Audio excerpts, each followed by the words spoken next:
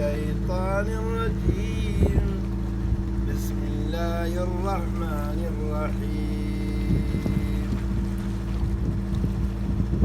والتين والزيتون وطور سينين وهذا البلد الأمين.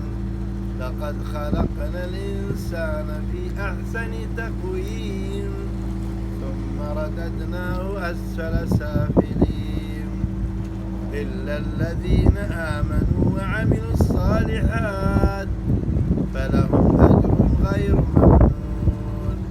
فما يكذبك بعد